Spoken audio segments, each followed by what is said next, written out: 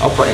Father, be with us as we look at what it means to work as a human being, as someone created in your likeness and your image. And Father, all the related issues that go along with this, that we might be able to understand your principles, your values, and your way of looking at work, so that we might be more human in our endeavors, in the way that we approach life, the way we approach others. Father, give us your heart, your mind as we look at these issues now. Help us to have a heart and a mind that's open to you. In Jesus' name we pray. Amen.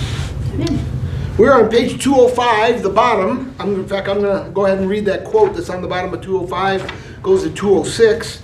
Slavery happens if and when, and only if and when, men lengthen the biblical category of the to be subdued, so that now it includes also human beings. If and when men make slaves of their fellow men, they must, however, first expel them out of the company of the dominion haver. To make a slave of a fellow image bearer is a contradiction in terms. Men have felt this intuitively. For that reason, those who supported slaveholding have always, without exception, taught that the genuine humanness of their victim is at least open to debate. To make a slave, you must first reduce him to an animal, so that you will be able to live with yourself as you then proceed to domesticate him and to make him bear your burdens. Thoughts on that passage, that quote?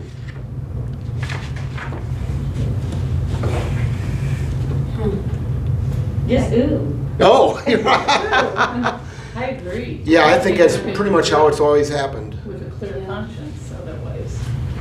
And that's how Adolf Hitler was able to exterminate Jews. He didn't look at them as being totally human. Yeah. Other thoughts? Is this the same way that we're made slave to sin? Ooh, we're going to talk about that, Ted. I think it is. I think it is. A mindset. You're right.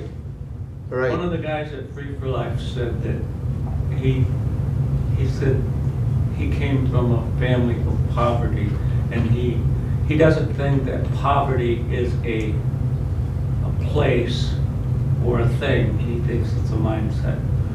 Well, I would have to agree with him. Yeah, I agree. Yep. I don't know that I go along with this quote in today's day. How's that? A lot of people put a lot of love into their animals. Oh, I mean, it's I- sometimes I can see that. over the top. Yep, absolutely. Yeah, even more than humans. Yes. Absolutely. Gene and I will watch MeTV, and they have ASPC commercials a lot. Sure. And they ascribe that they're promoting that we should give more care to these helpless animals than we do to human beings. Well, that's happening. Yeah. You make sure your kittens and your puppies are taken care of more than unborn children. Yeah. Oh, absolutely. But I don't think it's that they're taking animals and they're humanizing them. Yeah. That's Yeah. right. It's Right. not the other way around. Their animals are not animals. No, they're just What do little you call people. it an animal? Or they're cat an animal. That's Bessie. She's like my child. Yeah. Oh, yeah. Fur babies. Ted! Yeah, that's I didn't know until I was listening to the farm report this morning that Denver and somewhere in California were trying to outlaw the stockyards and farmers from keeping animals in pens. Well, my little The chickens. way that they Yeah, done they with the did chickens, chickens. they don't want cows to be like kept in an enclosure, and they Sure. don't want, and basically they're trying to outlaw Sure. meat. Yeah, well, we're gonna die, folks, if we keep doing this. That's what's gonna happen. We have to, they were put on the gotta earth eat. for us to live off of, for other animals to live off of. They're not your pet, they're not your friend, they're not your, they're an animal. Yeah, they're an animal. Even if it's a 4-H steer, that's gonna get taken to the trash. You can love on it while it's here, but no, it's gonna be gone, it's gonna be on the dinner table. That's right. I loved animals, and my kids did 4-H. But when it was time to butcher chickens, that was that was like a holiday. A wonderful thing that those nasty little birds.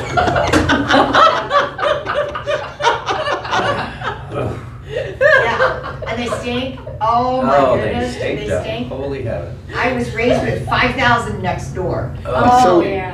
So you have ascribed to the Bible verse from Acts, kill and eat. Oh, yeah. That was not a bad time when I took those off. But you know, We were at everybody bench where the around grass here, wasn't we're growing. farmers. We have farm roots, yeah. Yeah, and I don't know what percentage of our population lives in big cities and has never been out on a farm and has no idea I mean, our mindset is so different. Yes. My sister brought a girl home with her from college, and they went out. Mom wanted them to go out and get the eggs, and she went out to get the eggs. And she said, "They come from their butt." Yes. She said, "I'll never eat another egg." Yes, absolutely.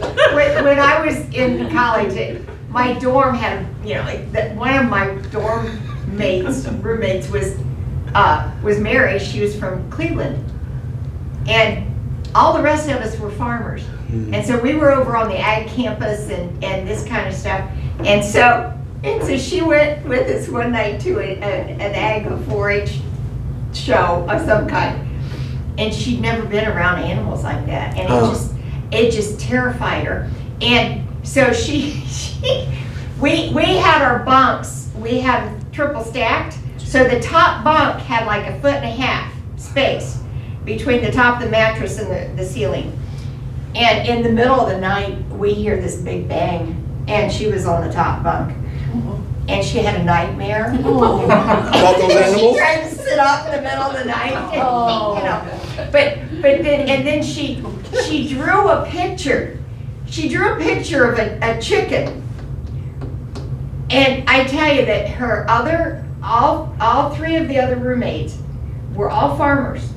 And all of us looked at that picture, and we looked at it, and we looked at it, and we're going, there's something wrong. There is something wrong. She put 4 legs on the chicken, and we didn't.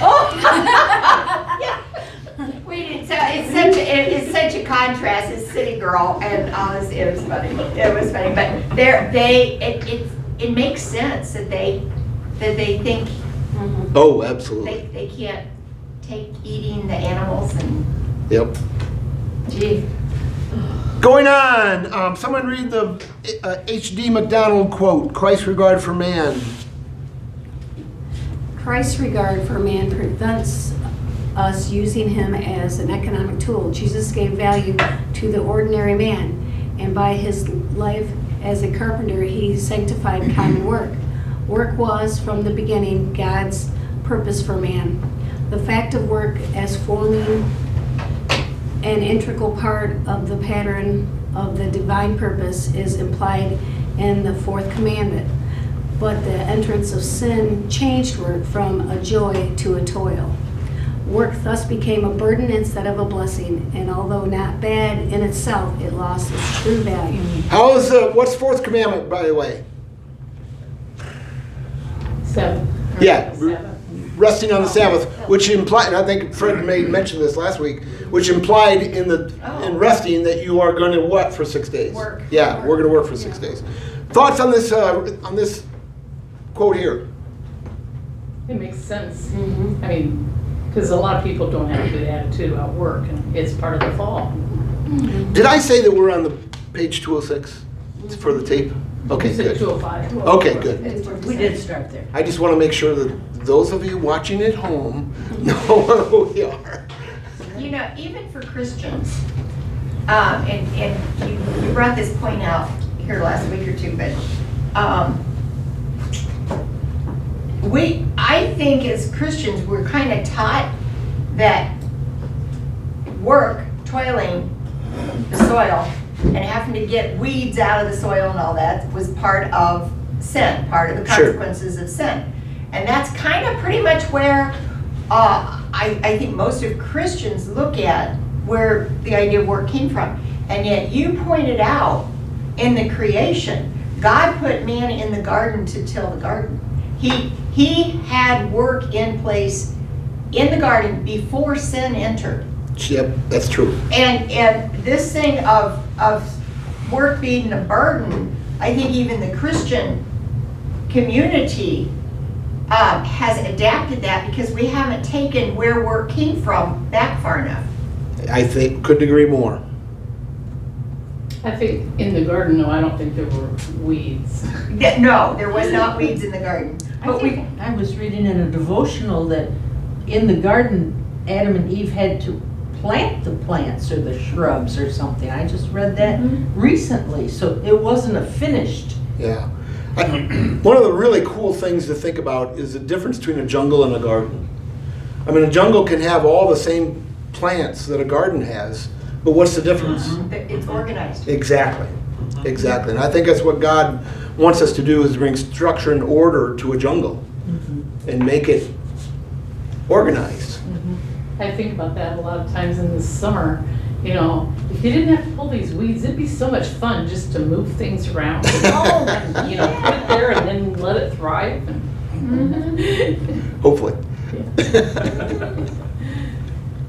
We found some locations that they don't thrive. Other thoughts in that passage? Going down, someone read Frank Stagg's quote just near the bottom of 206. One may be enslaved in bondage to his work, or to the material gains he seeks to derive from his work. To bury one's heart in perishable things is to perish with them. Stinginess or envy is blindness, the eye that is not sound. Anxiety over things is unnecessary. It is unprofitable and it is evil. The only alternative to the tyranny of things is the kingdom, sovereign rule of God. It is only as a man submits to the sovereignty of God that he can fulfill his God-given commission to have dominion over creation. The quote right above that is from 2 Peter 2:19, "For a man is a slave to whatever has mastered him." Thoughts on that quote, especially in light of that verse?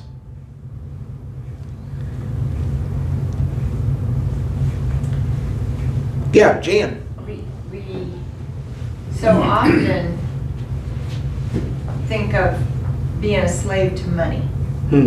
I think that's the first thing we normally think that we can fall into without realizing it's slavery. But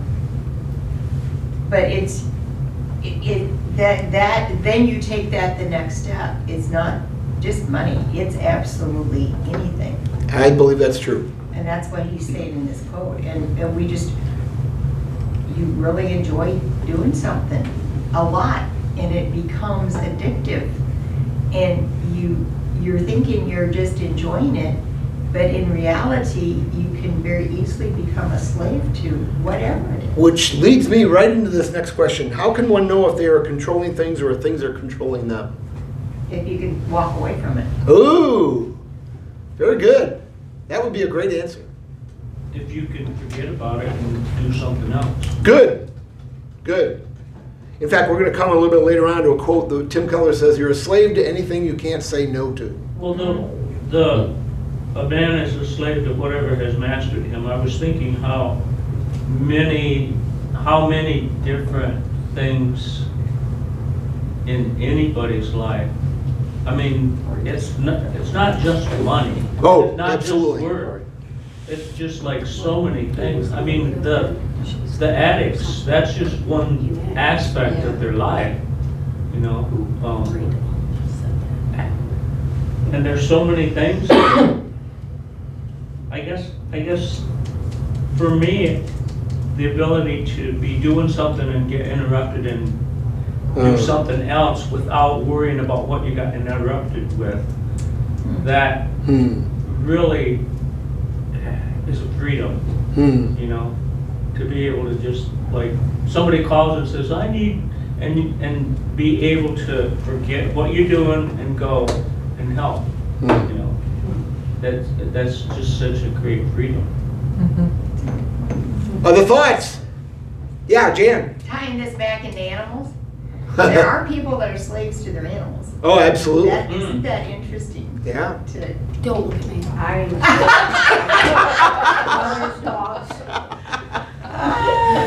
I I'm can't asleep to answer Toto. And Gidget. Mom say, oh, they need out, they need out. And I'm like, okay, Mom, I just put them in 3 minutes ago, but I'll let them out again. God bless. They are great companions, though. They are. Well, kids, there's people who can't go anywhere because, ooh, what do they do with the past? All right, I'm gonna go slower. Can we change the subject? Okay, let's move ahead. And everything to go somewhere because of the cat and the cats and dogs. So. I thought that to bury one's heart in perishable things is to perish with them. Yeah, that's really, Statement. really enlightening. Yeah, good. I remember Chuck Swindoll said one time that the only 2 things on this world that are eternal is God's word and people. Everything else is. Gonna perish. Yep. Yep. Going ahead. This is a third of the way down on 207. Yeah. And if you move to Eastern thought, you recognize the eternity and the circular life. That It is doesn't brilliant. end, it just moves, it just keeps moving. That's brilliant. Like you said. And Jesus said, true religion is this, to care for the widows and the orphans. And if you look at the Pharisees, they always wanted to have a limit to that. You know, it wasn't an open-ended thing. It was like, well, you have to do this, but you don't have to do that. They always got out of the freedom of it. Other thoughts? In the first verse, what are we free from? I think it's implied we're free from sin, Sure. but in the second verse, there is freedom. And then the third verse, we're as free men. So it seems as using the word free in those different verses means different, Slightly different things. slightly different things. As I was reading these, I've wondered sometimes, can we be totally free this side of heaven? Yeah, that would be wonderful if that was well, I think it's possible, but I don't think we live there. Well, it depends on what part of our life. Yo, sure. That's definitely true. We're never going to be free to go 90 down the freeway. Yeah, I mean, it might be if you don't get caught, but that's not going to be freedom to do anything you want, because we still have the commandments bookending us. So I'm really wondering, what is the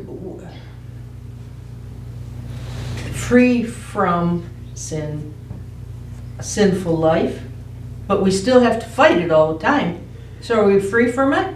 and I think you are right in qualifying that there are specific areas where we're more free than others, and there's areas where we're more in bondage than others. And for everybody, it's entirely different, the freedom and the bondage that we experience. I am free from alcohol.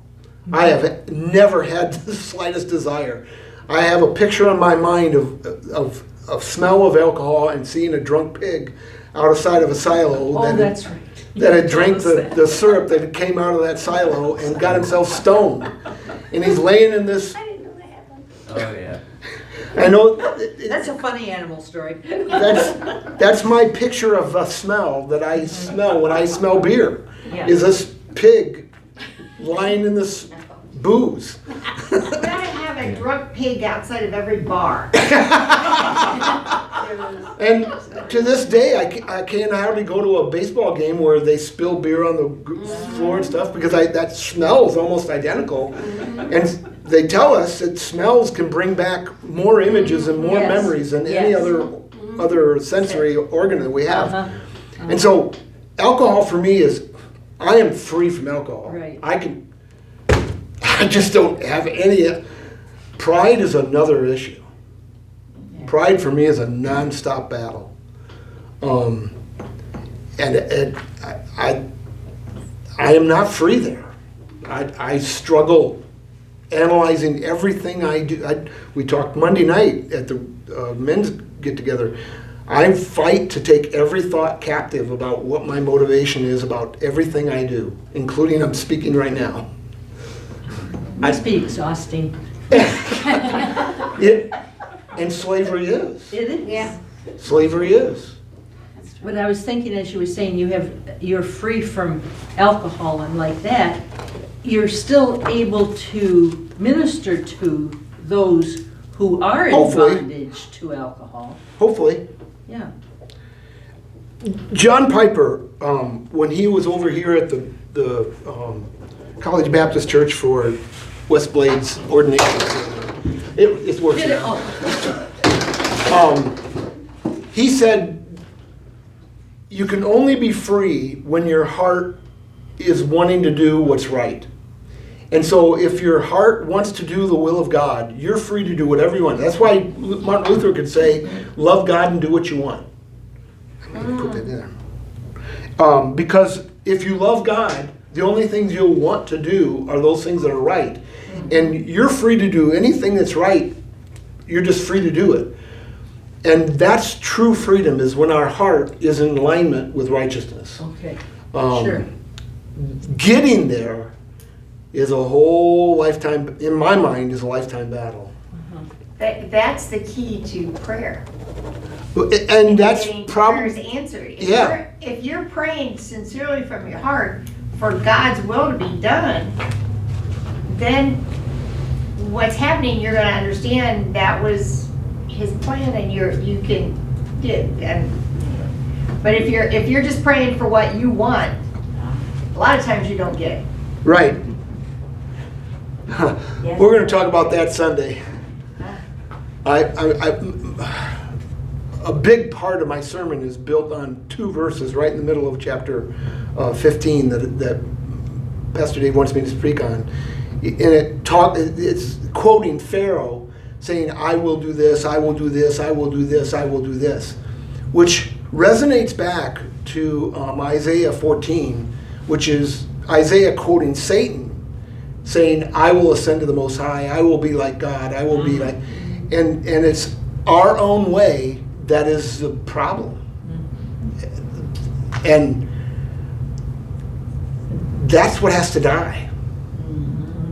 So, anyway.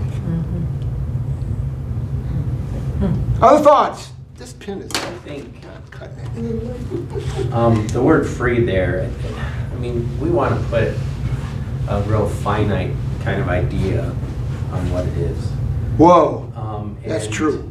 The thing is it's so huge. I mean, like we're discussing here, free from what? Because, in our minds, it's free from a finite small thing. But to me, faith is a mindset. It's a peace. It's shalom. It's Wow, good. being in Good. touch with, like when it says the truth will set you free. And the truth is Jesus. I'm the way, the truth, and the life.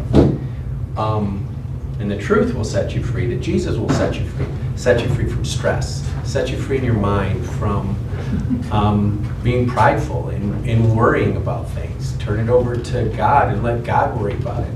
His dominion over this earth. We're not in charge of anything. He is. And although it's a very lofty goal with this idea that I'm free, I think it's something that we strive for as we put more faith in Jesus. We strive for this ultimate peace in our minds, and don't take this as an insult at all, but in our simple human minds, we're only truly free when we're in heaven. Not really. We can be about as free as we're going to get the closer we get to Jesus and the closer we just let go and trust in Him. Wow. And I've had very stressful things here and there, and when I've prayed, I've just got on my knees literally and prayed, and overwhelming. I mean, it was like a warm shower, like a hot shower, literally started in my head, went down to my feet, and just an overwhelming sense of peace in the moment. And I was able to get through what I was doing. So Yeah, it's, my whole life isn't that way, and we all wish it was, but, you know, there are moments, and the closer you get, and the more you draw in prayer, and the more you draw in Jesus, I think those moments string closer together. Great stuff. And to tie together, this sermon Sunday's got me preoccupied. But anyway, so many people think that freedom is doing what I want to do. Oh, yeah. But that's exactly the problem. Yeah. What we want to do brings us into slavery and into bondage. So real freedom comes when we turn it over to Christ and do what He wants us to do rather than what we want to do. Yes. So good. Other thoughts? Carrying on. Now, go ahead. 208. Ooh, this is good. The quote there in the top quarter of 208. Frank Stagg. Yeah, go ahead. Oh, no, sorry, I wrote it myself. Okay. I thought you had a comment. It'd be interesting to know what you wrote on yourself. It's kind of like Jesus writing in the sand. We're never going to know. Yeah, go I'd ahead. like a little history lesson. Yes. At the top of page 208, what movements Oh. to establish equity in Yeah, implementation? it refers to the quote before, which almost all the abolitionist Yes. movements were Christians that started those and perpetuated all the abolitionist movements. Almost all the anti-abortion or Okay. right to life movements Yes. are based on some church I organization. thought that. Many of the addiction programs trying to allow people to get free have their roots in some Christian. I mean, Free for Life. You're in this church. Like Mother Teresa and India Oh my goodness. fighting the caste Yeah. system. Yeah. Okay, good. It almost has to be from a Christian movement. Muslims and most other religions don't even look at human compassion as being a virtue.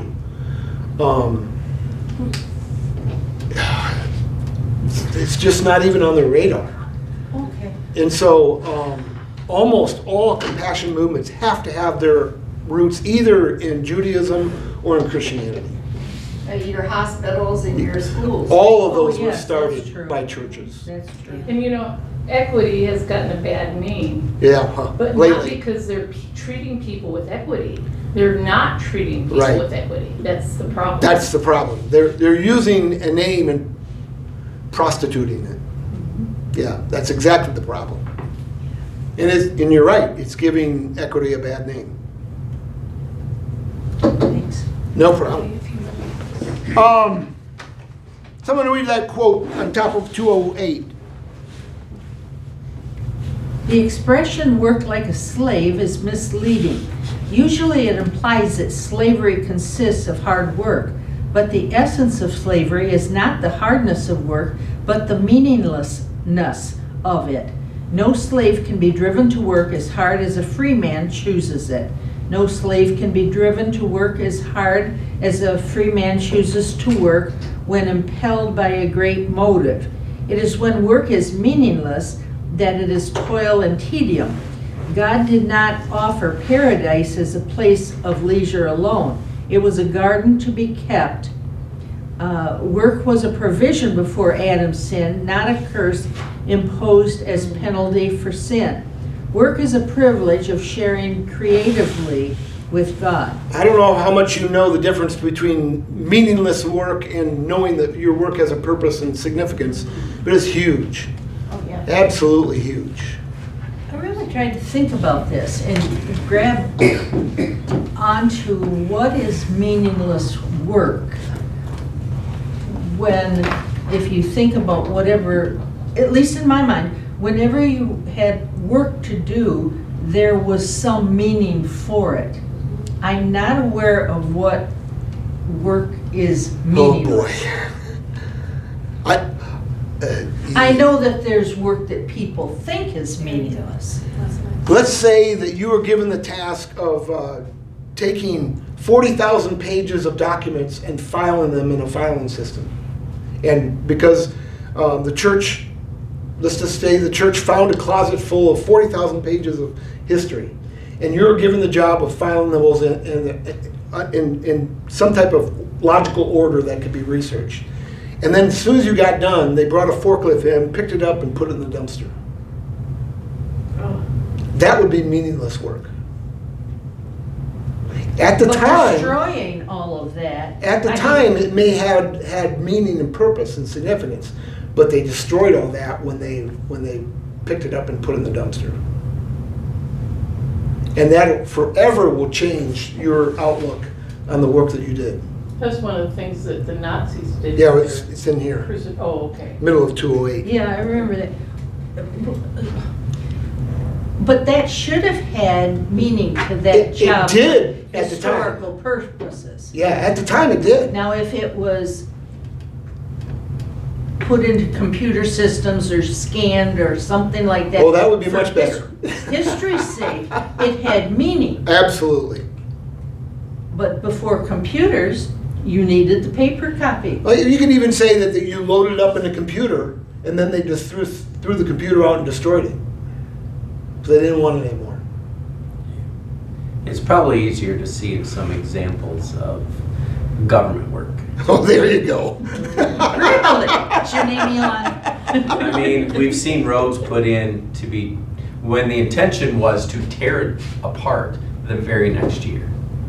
Oh, Or, I mean, there's Okay. numerous things that go on in the government where, well, we got to spend this money now.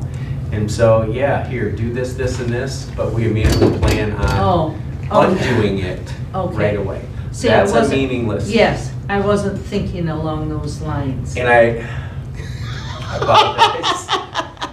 Didn't want to bring government into it, but it's easier to see that Yeah. example. And people Okay. do it, and companies do it. Big companies do it all the time to employees. Ted, This example that he gave in here made me think of the slaves, like when a family had one slave and the slave lived with them and loved them and worked hard because he loved them, not because they had a whip and they were Right. with them. Right. Or the situation where the slave was the nanny and grew up and the child loved the nanny more than he loved his mother because he saw the nanny all the time. right, And those kinds of situations, those slaves would work as hard as the person who owned them sure. and be very glad for it. Sure. And never wanted to leave, you Yep. know? And it made me think of that aspect of, you can't force someone to work as hard as they will if they love you. Yeah, they have a righteous motive to propel them. Yeah. Well, I think we've talked about that one other time, maybe last week, in the early parts of the Old Testament. The slaves were a very valued asset. Yeah. And when I think of it more like a corporation. These slaves are basically employees in a partnership with the owner, the company, and they work close knit together, and the slave is never experiencing meaningless work because as they're wandering through the desert, scratching an existence in the world, they both had a vested interest in it. Yeah. The slave as much as the owner, to raise the sheep, to butcher the sheep, to eat the sheep.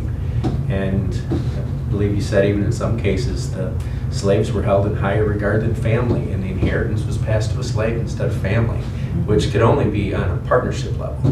Now, our idea of slavery in the last 400 years of the starting of this country, slavery has a whole different. Yeah. It was a dehumanized, but in the early aspects of the Bible, to me, slavery is more like, it was a partnership. There was a love there, but we've trashed it thousands of years later. think about too, that like the Bible says that you're supposed to let the ox eat the grain that Right, it's treading right. and stuff. That a lot, you look at the slaves, in the 1800s, they didn't share the meals with the people and stuff. They worked all day but never saw any benefit from it. They had to grow their own little garden after they got done working for the master and stuff. And I think that's more slavery. Sure. The hideous kind of slavery. Other thoughts? And the example in World War II was that the Nazis sometimes would tell the what do they call them? The inmates? Prisoners. They had to dig a hole here and take the dirt over to here, and the next day they would just fill the hole back in. All that to break their spirit and to break their heart. Just to let them know we're controlling you and we can do whatever we want to do for you. And I don't know about you, but if that kind of work goes on very long in a workplace, you do kill the spirit of the people that that are working for you. And it can happen in a factory or it can in a government situation. Ted. Isn't that what sin does to us? Whoa. Yeah. You want to expound on that? No. Okay. I mean, I can see how it would, yeah. The things we want to get rid of, we bury them today, and then tomorrow there they are. We're just moving them. Someone read the quote with St. Benedict, 2/3 of the way down on 208. St. Benedict, who made the European monastic movement different from other religious traditions, paraphrased Paul saying, idleness is an enemy of the soul. To work was to be like God because the Bible's God was a worker. He worked for 6 days to create the world and rested on the seventh.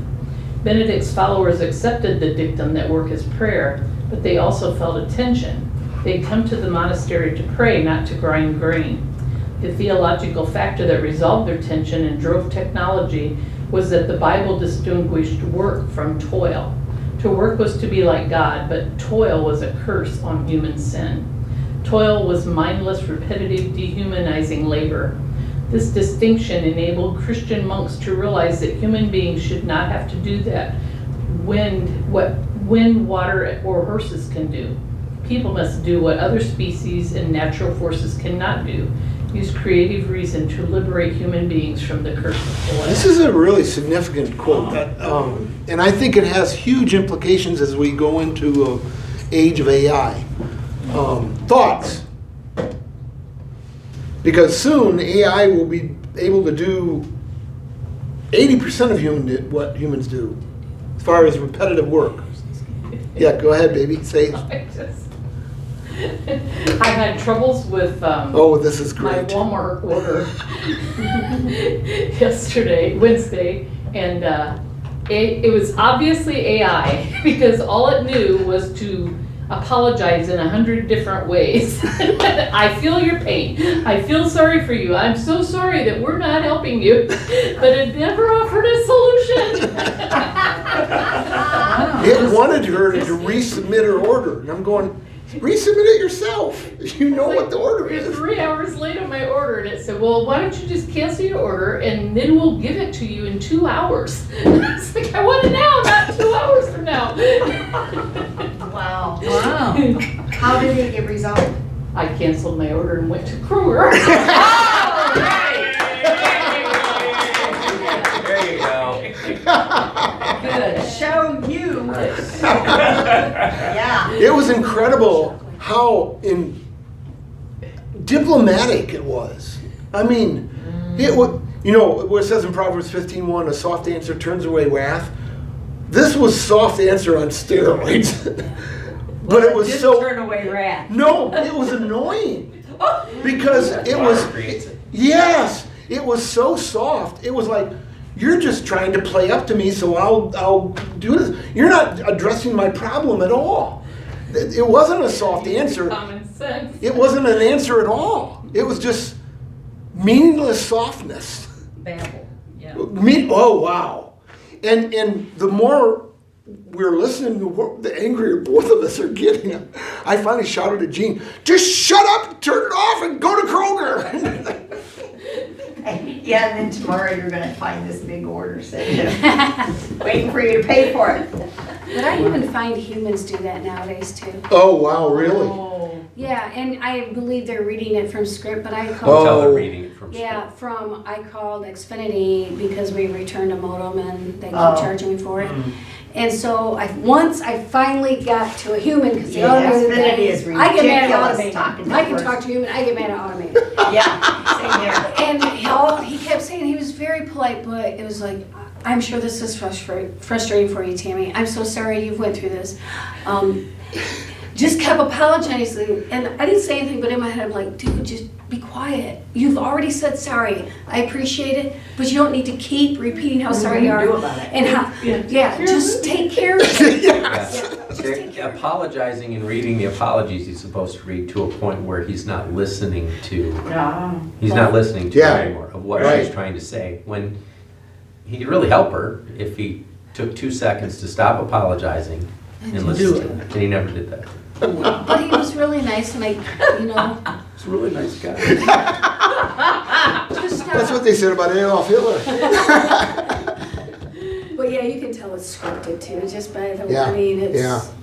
It's, I guess some people don't know what to say to people, so you have to give them A script. language. I don't understand that for me, but Some people lack real human compassion. yeah. So. I think I Take think that you said it earlier, that we're not listening. We don't take time to shut up and just listen and really understand what the other person's issue is. We're just so quick to give soft answers and think that'll solve everything, when in reality, no, there's an issue here that needs to be resolved. Please listen to what it is. If you listen to me for 5 minutes, Yeah. I understand it, you get it, and we can go on. Yeah. It's gonna take 15 minutes with you apologize. They never get to tell you what I want to. And that 15 minutes is gone forever. It's gone forever and I'm in a bag. Ted, Anything you got solved?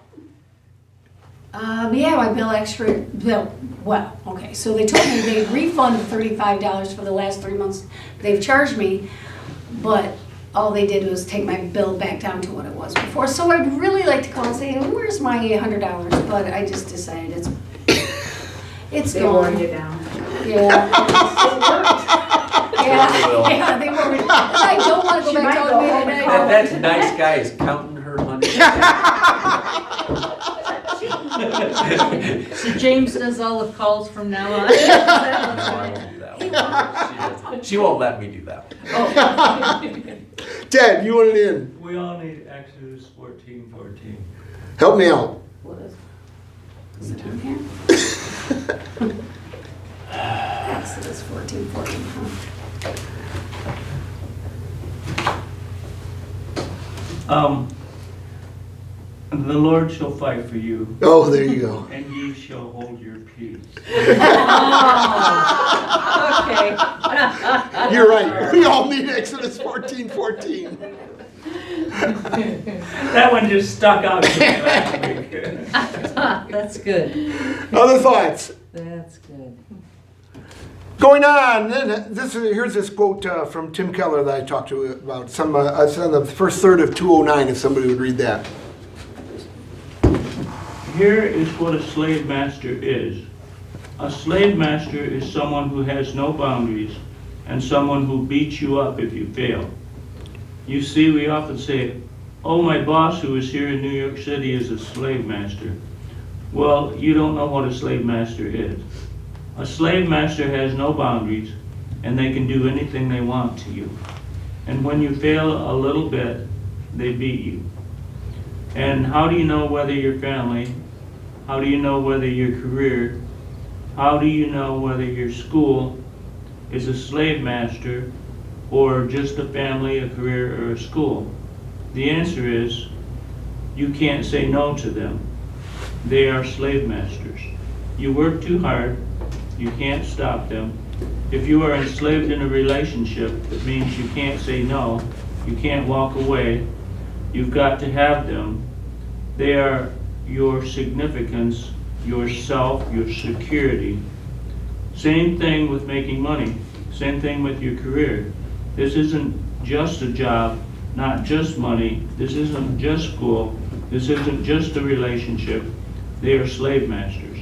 And if you don't live up, they beat you up. Thoughts? Maybe that's why the younger generation is walking away from jobs so easily. Wow.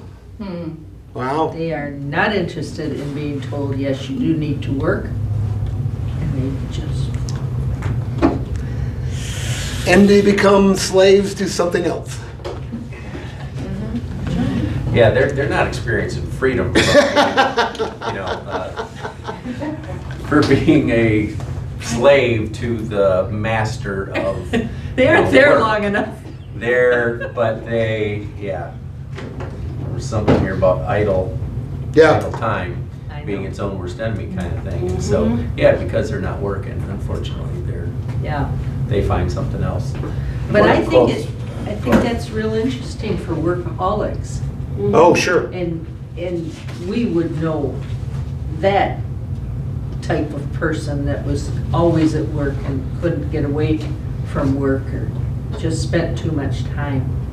See, I think that That when I would was- be a slave. when that was being read, I'm thinking, so we make ourselves slaves to our job, to whatever, because we don't take time off, because I don't know why we don't, but we don't take time off. So we're making ourselves that slave rather than, no, I'm taking today off, and I tell my daughter all the time, they will replace you tomorrow.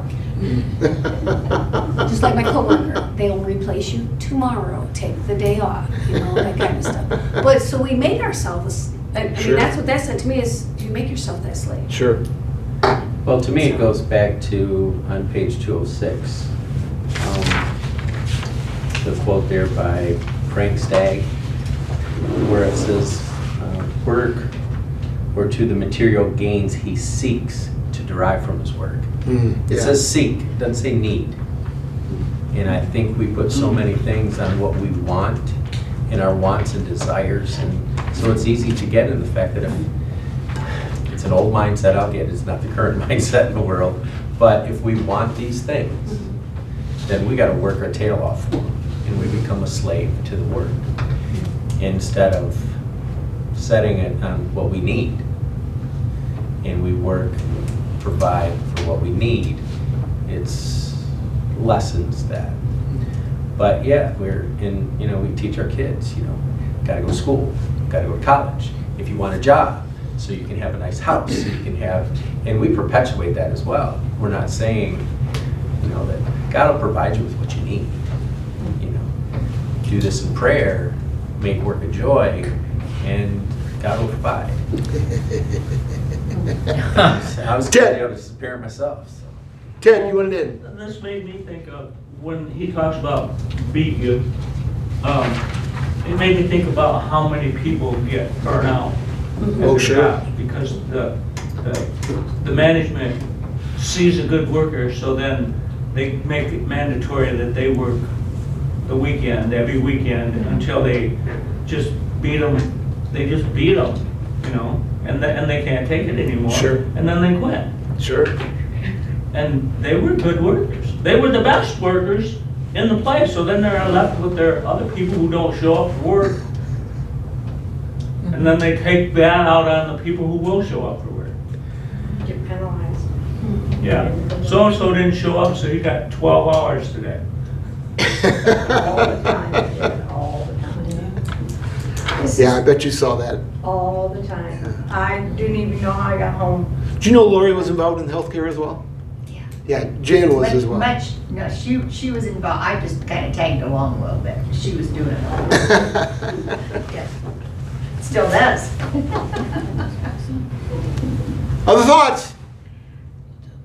Yeah, Jan. This, every once in a while in our discussions, it's, I think your focus is on how we permit ourselves to be pulled into different kinds of slavery as human beings. But every once in a while, I just look at the people that are in the human sex slave trade. those aren't people that are functioning in society like we are, and we let other things become, we choose subconsciously sometimes become slaves to material things and this and that. But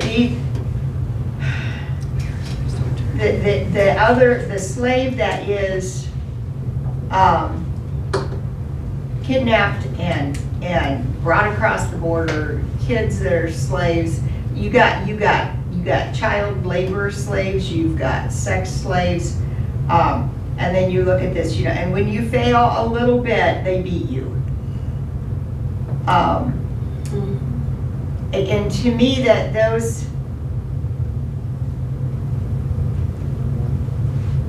we become slaves by choice. They are forced to be slaves. By circumstances. And I just, it's such a different animal.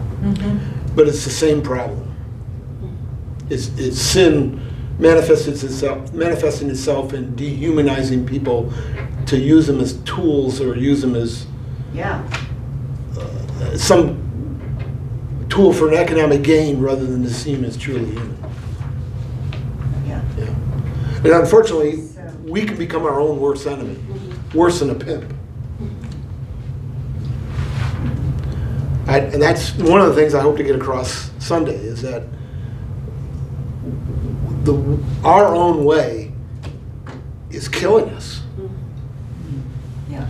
It's really interesting to me that trust in the Lord with all your heart, lean not on your own understanding, in all your ways acknowledge Him, He'll make your path straight. Do not be wise in your own eyes, but fear the Lord. I've never tagged that verse 8 onto the verse 5 and 6. Well, it's actually verse 7 onto 5 and 6, but there it is. It's going our own way that keeps us from trusting the Lord with all of our heart. And Tammy did a great job of showing how we can make ourselves slaves. Other thoughts?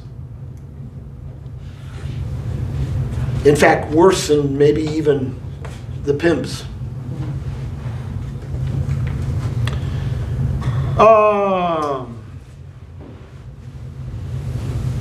And then we have the Bob Dylan song, "You Gotta Serve Somebody," which is the last quote there before we go into 209. Property rights. Closely associated with slavery and work is protecting private property. There are many who would try to twist the scriptures into saying that we should live as socialists and or communists and share our property as all things belonging to all people. But a relatively casual inspection, let alone a close view of scripture, will reveal that the Bible in general, and Jesus in particular, speaks clearly that God intended for individuals to obtain, manage, and possess private property. In fact, the 8th commandment becomes rather irrelevant without society recognizing and endorsing an individual's right to private property. So why would I bring up property rights in the midst of a study on what it means to be human? This phrase, your property is an extension of your personhood. Thoughts on that quote? That's a key part of what our nation is based on. Why is it an extension? How is it an extension of our personhood? This is really fascinating. You are what you own? Is it something like that? Kinda. Yeah, but why would that be true? Or is it true, first of all? I think it is, but...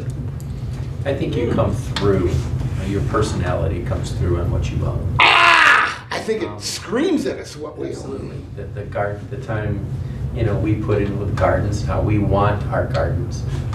I've been to your place and seen yours and you put a lot of time, you put a lot of Personality. who you are into that. Absolutely. And you could can come and see. ours too. Okay. Yours and you didn't show So what's that say about your personality? I don't invest my time in the garden. me. But you invested someplace else. I've seen your flowers around your house, so you have good flowers. No. But you can go from one house to another. It's flowers. Yeah, and they Keith scream to his neighbors, personality. and it tells you that the outside of the house and not that a lot of emphasis should be put on that, but what you do there expresses who you are, and you can see each individual place. I mean, me, you go to my house and you quickly know that I don't finish a lot of projects. But I like little goldfish ponds and and so there's little Cool. fountains and there's, I have a little pond with fish in it. But I think it's not just your property, I think it's your vehicle, Okay. how you dress, how you act, carry yourself, that all is an expression of who you are. Tammy's car is cleaner than mine. Ted. I'm thinking of the people now who have their own programs online. And their personhood comes through everything that they say. Sure. And those things online are their property. And that is who they are. You know what I mean? I mean, it's like we can see it.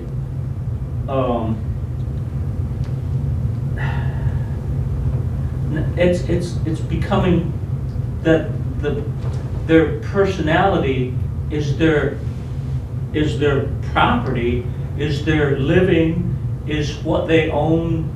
It's who they are. Their value in life is from clicks, Is from other from- people yes. following them. That's Yes. what, that's, It's all like it's abstracting itself from material to purely personality. approval of others. Yeah. Mhm. I think they call that internet branding. Is your personality is your brand. Is your brand. And it's property. I mean, Sure. You can sue if somebody messes with your property. Brand. Yeah, You mean like TikTok and stuff like that? Like the Yeah. influencers? yeah. Oh, because I was just thinking, when you were talking about that, I'm thinking, yes, but if the management of Facebook, TikTok, and all those don't like what you post, they block you. They put you on suspension. Right. So is But that you can where- take it and move to a black. Black web, or is it black? You go what to is dark it? web? Dark web. A dark, yeah, you can move to a dark web. But I'm just And saying, still it's say- really not. I'm scared that he knows what that is. Still be the nastiest person that nobody would ever want to listen to. Oh, yeah, I didn't know what dark web was until I got something and it said something was researched, your password or something on the dark web. I called my daughter, I'm like, what's the dark web? This is my bank account or something. She's like, oh, Mom. So I'm like, dark web?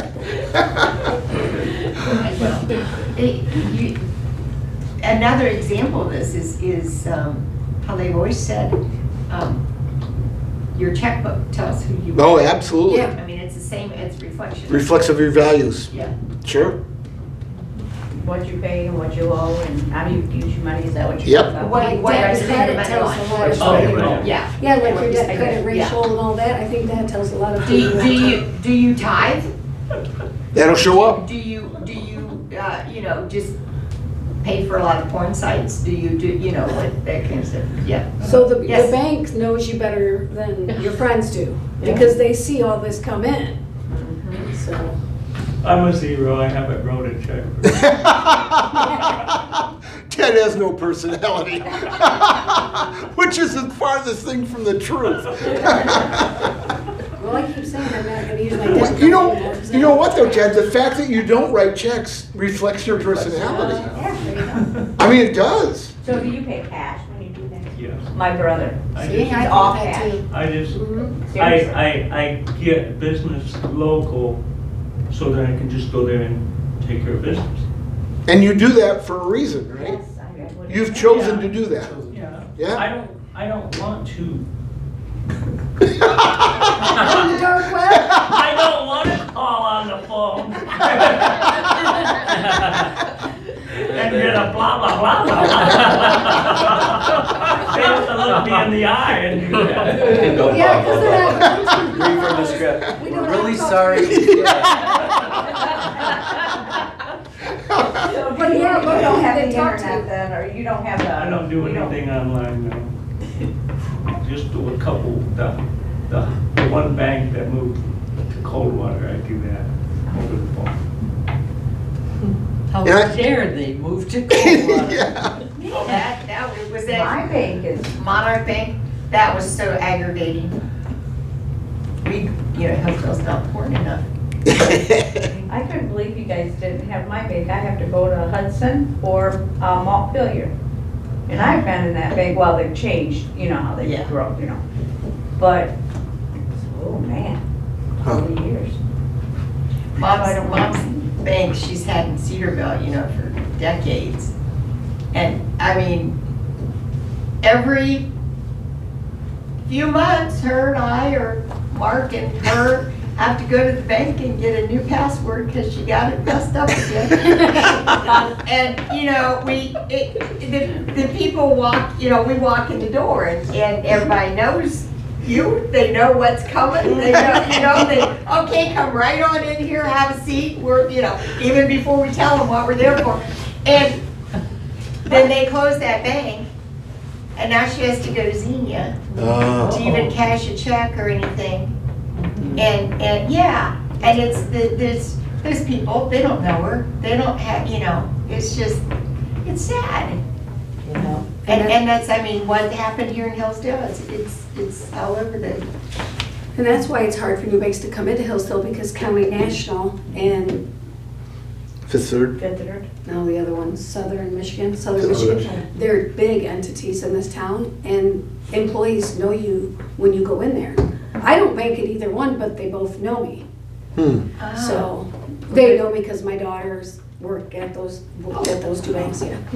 And so yeah, and it's nice to go into a bank where they somewhat recognize you, Yeah. rather than go to a bank and they're like, Did I see an ID? verify Yeah, your. 4 forms of ID. Yeah, so I think that's why it's harder for a new bank to come into our town.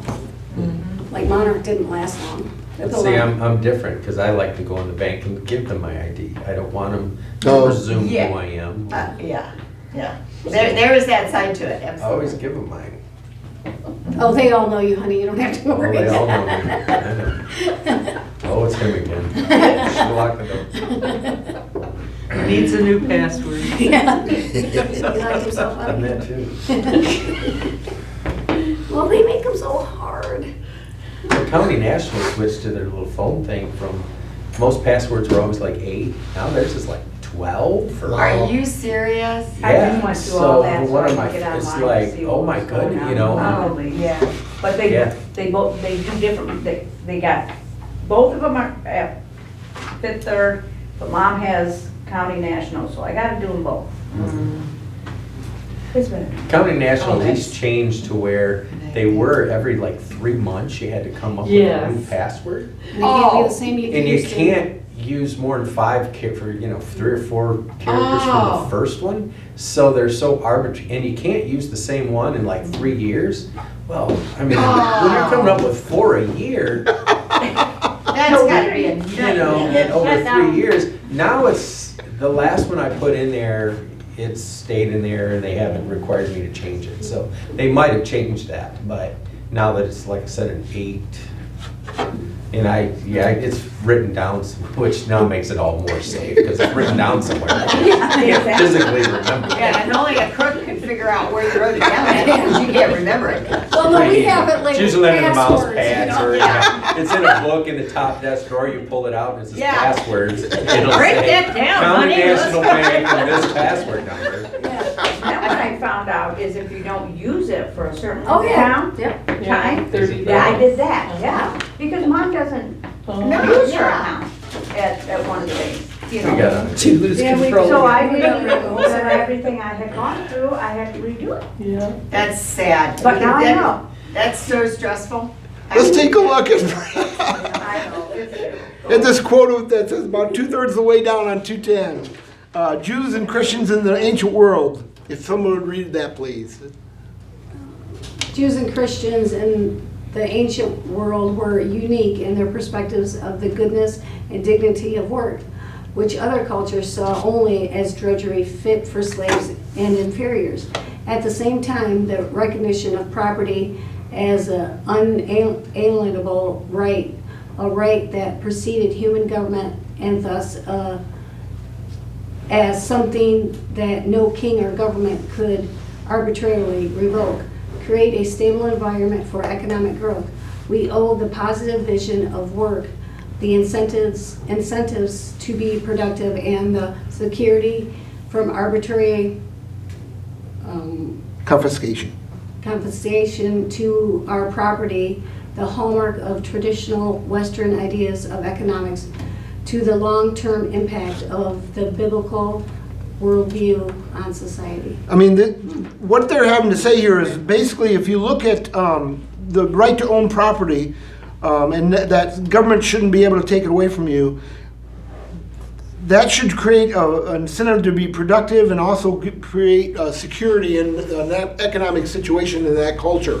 Why? Why would having the right to, an inalienable right to property create economic growth? You could stay there. And Nobody would take it, couldn't take it away. Good. Yeah, you're not gonna invest in the future in something. Ah! There we go. but is that really true anymore? You don't hear very much about. Hopefully it is. Well, if you have to go to a nursing home and you don't have things set up, they'll take everything. Yeah. And there are there's some laws the last few years in Michigan that are taking away the rights of the property owners. Yeah, when They're I-69 has to come up through. Oh, sure. Yeah. You know, you don't have a choice but to Public sell. domain, Yeah. Sure.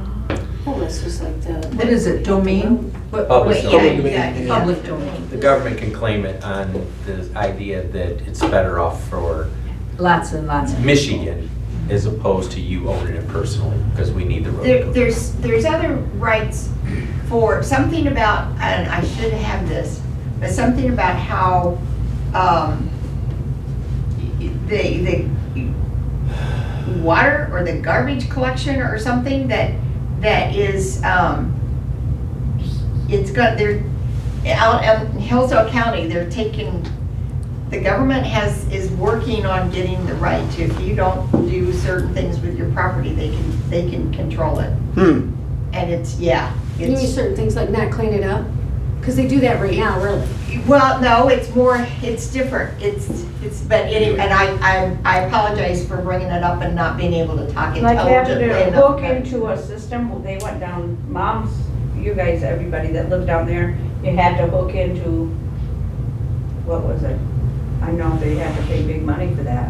What do you mean when they put the new streets in? Yes, septic system, have to Something. look into the city septic system. But yeah, this is still different than that, and I'm sorry, I should. Yeah. The big thing I want you to see out of this is that if you don't have the security of knowing that you're working to be able to obtain something and know that you can keep it, that the government can't just come in and say, oh, we want this and take it. The minute you allow the government to do that, you've destroyed all incentive to work hard, you've destroyed all incentive to be productive, you've destroyed all incentive to be efficient in your work. And part of the success of the American experiment in our democracy here in America, boy, that word's been abused lately, Yeah, that's it. is that we've protected property rights as much as possible to allow people to have the confidence that they can invest their work and their efforts and their creativity and their lives into work and receive it and be able to obtain it and keep it. That's not always true in governments, and that's not always true in cultures, and that just destroys the whole work ethic and destroys economic growth because people don't have any incentive to work if they know it can be taken from them. Thoughts? I think that's what the problem with South Africa right now. Yeah, is a lot of. They're taking the big farms from the owners. Yep. And saying that, oh, you have to divide these up. It's insane. Zimbabwe, right? That where Gene's brother had a roommate that was a Zimbabwe farmer, right? Yeah, and they took the farm away from him and gave it to nationalists that didn't have a clue what they were doing. And it became mismanaged, unproductive, a liability more than an asset. And the guy that owns it actually is a paid worker for the farm trying to get it back on track. But he's just pulling his hair out because he had this wonderful, big, productive farm going, and now it's completely wasted because the government's come in and taken over. Yeah, it's horrible. It was friends of the government. I mean, Right. yeah, people that got the government into power got rewarded with that farm. Well, that's the China road, the system they got going all over the world. They'll go to, they, for years, have been going to small countries that are very poor, and then they build a dock system and a port system and stuff for them. And they loan them the money and build it, and then they turn around, and you know, people are real happy to have this now. They can ship things in and out and all this. And then China says, oh, okay, you have to pay off the debt. You have to pay us for what we, and they can't. So China takes over the country, literally. Yeah, that actually happened in American commerce. There was big companies that would subcontract certain projects and subcontract, let's say, making drills. And they would order 5 million drills, and this company would become so immersed and so engrossed in making 5 million drills that became their sole production. And then the company would say, oh, we don't want to do that anymore. We're going to withdraw. And then the company would have nothing and go bankrupt, and then they'd go in and buy them at 10 cents a dollar. Absolutely brilliant, but unethical. Yeah, yeah, so much so. And Yeah. it goes back to, and it's interesting because and you know, I say this every once in a while, how stupid I am, but I was raised, I never learned, I don't remember if I learned much in school, but it certainly, you know, but somehow I have thought most of my life that the government gives me permission to do things. The government, you know, you gotta have the government's permission to, and it's just been the last few years when I've gotten into the Constitution classes, gotten into the America First people and stuff, that I started reading the inalienable rights that, wait a minute, what? Those are from God. Wait a minute, God gives us the right to own property. God gives us the right to speak, to say it, to, you know, all of, and I'm just going, I really have been brainwashed. Most of us have. And those rights have come from the government. And it was hard to say at first, no, the government doesn't give us that. That comes from God. I specifically remember how difficult it was for me to say that, to think that. And the more we can understand what rights God gives us and reinforce and secure those rights, the more prosperous a nation will be. Because we're working in harmony with the God of the universe and the way we're built and the way we're constructed and the way our minds work. Where we get into trouble, and this is where I think third world nations have absolutely trashed their nations, is you go against that nature, you go against that right, and it does not work.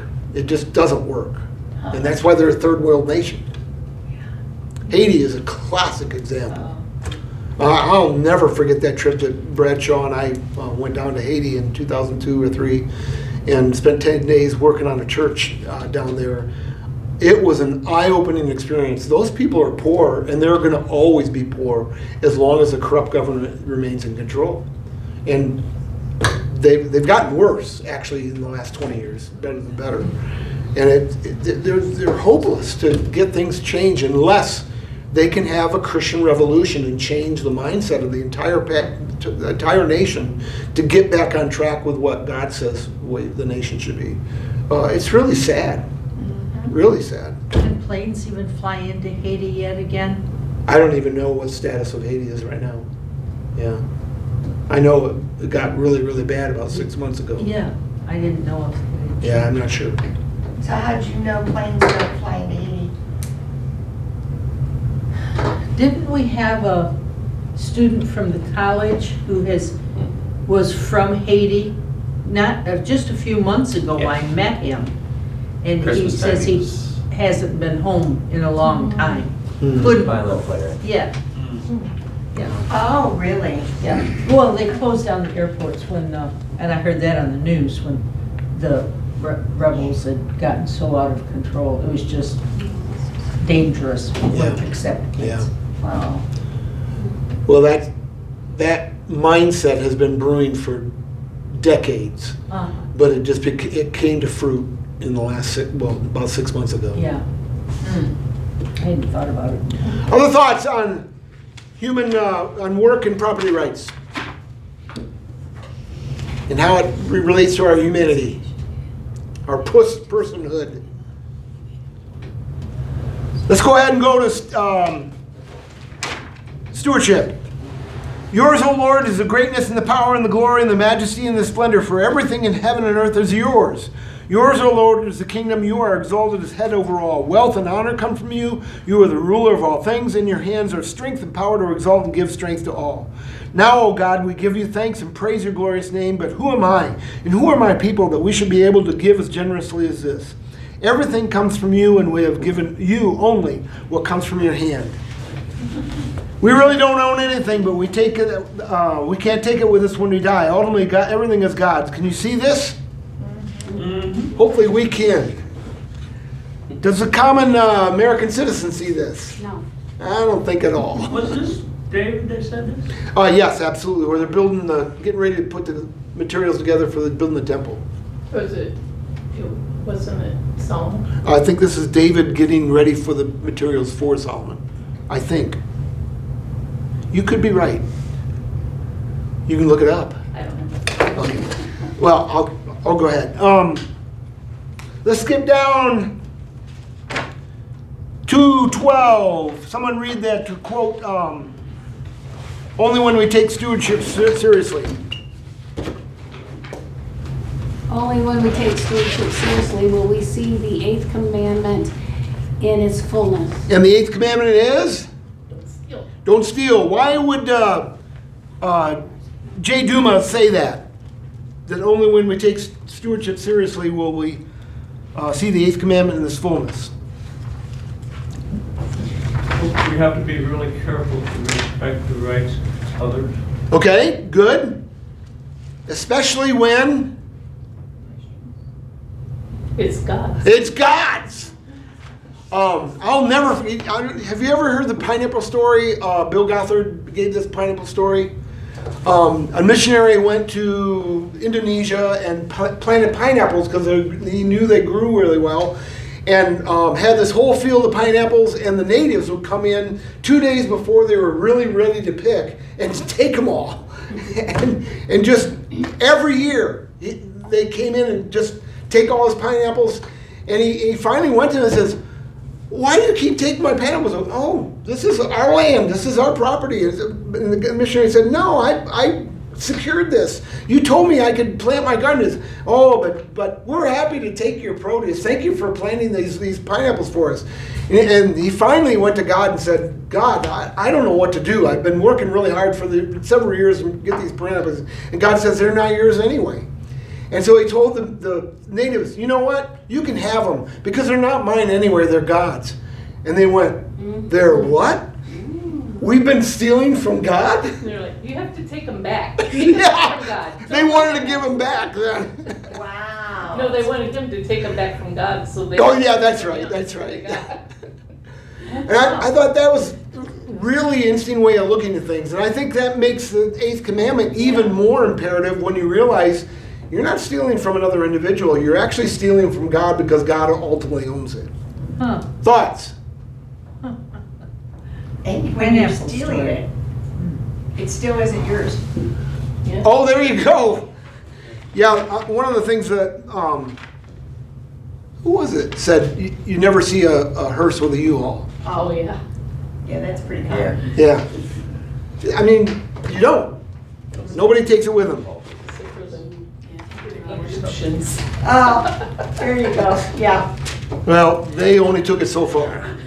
They didn't take it with them. King David. Other thoughts on that quote? Skipping down, Bill Blue defines stewardship as the use of God's resources for the accomplishment of God-given goals. Oh, nice. Ron Blue. What do I say? You said Bill. Oh, yeah. Sorry. Preconditioned mindset. You guys know who Bill Blue is? No. Never mind. He actually was Pastor Kurt's pastor for a while. Yeah. I knew him from some classes we took together, and he was a youth pastor at Blissfield for a while when I was in Huntington, and Oh, okay. our paths have crossed 100 times. Now it's crossed again since Pastor Kurt's come here. So. There you go. You know, that sentence though is interesting because what it's also saying, okay, stewardship is the use of God's given resources to accomplish God's given goals. What if you're not using God's things to try to build His kingdom or to try to honor the way He'd want you to use them, then you're not very successful in using. I think Not only not successful, but misappropriation of funds. I mean, if it's God's money, yeah, it should be used for God's agenda and God's goal. And if you use it for your own, there you go again, your own way, it's misappropriated. It says, unless the Lord builds the house, we live. Oh, there you go. Oh, yeah. There you go. Well, we're just checking them up here. Oh, Other thoughts? Otherwise, I have 2 more quotes I want to get in. Wait, real quick though, this is where the universe has gotten so messed up. Because when people are not based in God to start with, they can't do things right the way it was created. Sure. Yeah, and they don't know that that's needed. They don't. I think they choose to forget. Ooh. The more, I mean, you can start out with the biblical concept of, I'm working for what I need and God will provide, and, then God blesses you and you get more of it. You start to put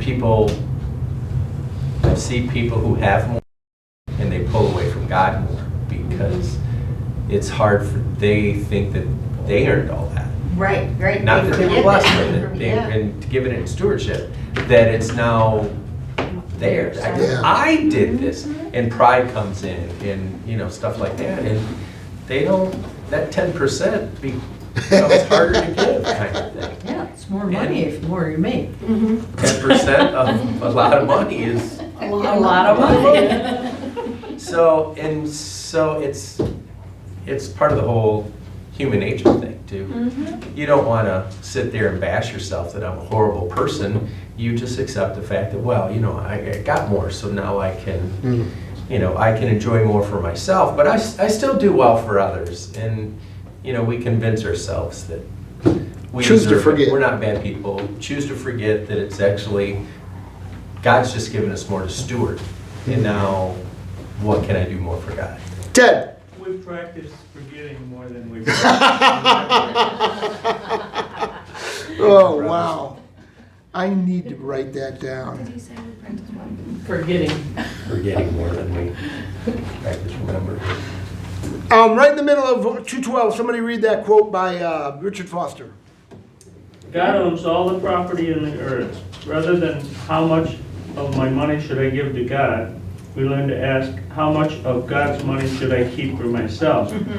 The difference between these two questions is of monumental proportions. Thoughts?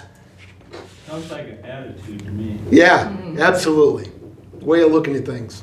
Who is it that lives on 10% and they gave 90% to this someone in Well, there's actually several people that have done that.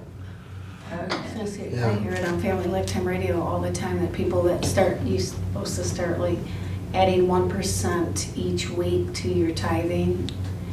And Wow. Yeah. He said like And what you eventually can, you're or what you giving think away you more than can. they're keeping. And then each week you add 1% onto that. And this. Wow. Yeah, supposedly they give, now they live on 10% and they give 90%. Wow. So, it's interesting, I mean, you never know. I guess you learn to go, like, I think everyone in this room is old enough that they remember going without things. Because you just did. You didn't have the money, you didn't have it, you know? Uh-huh. So, but I think the younger generation struggles with not having what everyone else has. They think they should have it too. Sure. On 213, someone read those top two quotes, then we'll call it a night. Stewardship is more than the management of things. It is the refusal to let things manage us. Then the next one by Rick Warren. A lot of people believe that their whole purpose in life is just to collect stuff. That's stupid. And we said it. That's a good ending. That is stupid, yeah. Thoughts? Stupid is and stupid does. Nobody can beat that comment, Ted, so we're just gonna call it a night. Is this the 7th or the 8th? 7th. So next time we get together is 21st. Someone willing to pray for us? Great. Father, thank you for this day and for the things that we've talked about tonight and studied, and help us to be better stewards of all that you give to us. Go with us now as we go our separate ways. Give us traveling mercies and bring us back together on Sunday morning. In Jesus' name, amen. Amen. Thank you all. Appreciate your comments.